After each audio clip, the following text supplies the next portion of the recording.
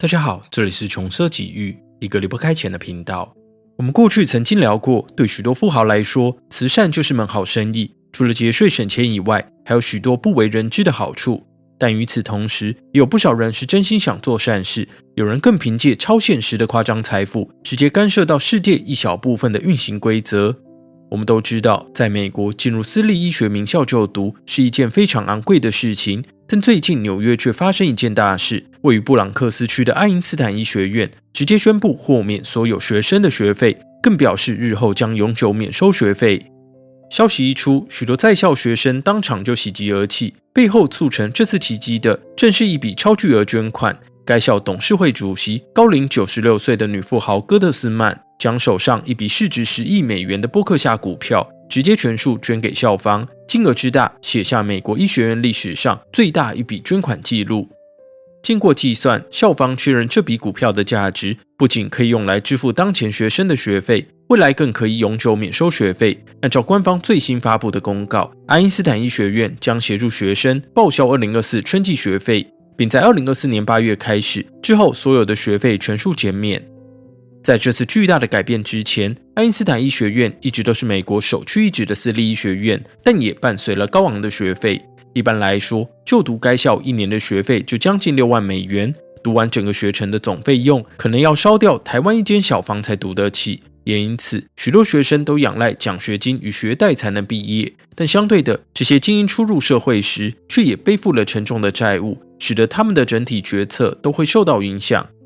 而改变这一切的女人名为戈特斯曼，她与亡夫大卫都是股神巴菲特的好友，也是巴菲特旗下波克夏控股公司早期的投资者。大卫在2022年过世时，为妻子留下大批的波克夏股票，并交代他拿去做任何你认为正确的事情。思来想去，曾在该学院任职的戈特斯曼最终决定以亡夫的名义将巨款全数捐给学校，并指定要求用于学费减免。戈特斯曼受访时表示，常年的学院观察让他注意到许多精英学生背着沉重的学贷走出校园，这导致他们必须很快进入业界，并以最有效率的方式赚钱还债。但对于个人来说，最高效的赚钱方式未必对医界或甚至整个世界带有同等的价值。为了鼓励学生做出最好的选择，他认为这次的捐赠就是这笔钱最正确的用途。简单了解这次事件，我们接下来要来聊聊各国富豪对顶尖大学的慷慨捐赠。首先我们要讨论的是这些对高校的大额捐赠会起到哪些作用。从最基本的层面来看，一所大学，特别是私立学校，是否能办得好，很大程度取决于外界的捐赠。虽然西方私校长期以善于经营教育生意著称，但其中捐赠仍占很大一部分收入。丰厚的捐赠不仅能带来一流的设施、一流的教师与最尖端的研究与技术，还能让更多无法负担学费的一流学生进到学校就读，并成为未来的校友，继续茁壮整个学校体系。根据广州大学谢艾蕾博士公布的资料，美国史丹佛大学就以此作为竞争条件，他们长期奖励低收入学生的申请，同时寄出丰厚的奖助学金。对于父母年收不到12万5千美元的学生，该校基本免收学费。按照史丹佛的统计，有多达7%的学生毕业时没有背负任何关于学习的债务。我们可以这样理解，如果将家庭的富裕程度定为入学的重要门槛，那这所学校肯定会错失许多不那么有钱的优秀人才，这跟学校的自我价值背道而驰。也因此，为了增加竞争力，学校就很需要外界捐款来支持校方的奖助学金体制。看到这里，相信有朋友好奇，对母校最慷慨的富豪都是哪些人？美国学术网曾做过一份统计，以富豪捐给母校的金额对比自身资产净值的比例，算出美国前50大慷慨校友。扣除本次事件中的女富豪戈特斯曼，这份榜单位居榜首的是可口可乐之父罗伯特·伍德鲁夫。他在1979年与兄弟联合捐赠了1.05亿美元给母校艾默利大学，这笔捐款占了他个人资产净值的50%之多。从比例上来看，是这份榜单中美国最慷慨的校友。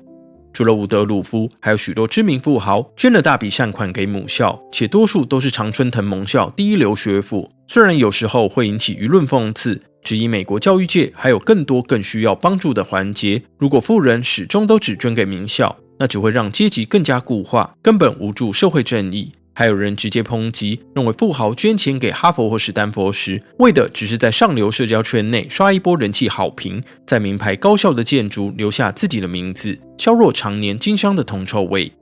但撇除这类言论，富豪在捐款给高校时，多半都有相当精明的规划与安排。同样引用以上这份榜单，我们可以发现，美国50大慷慨富豪校友在进行善款捐赠时，只有少数几人并未交代款项用途，其余全数都有明确的指示。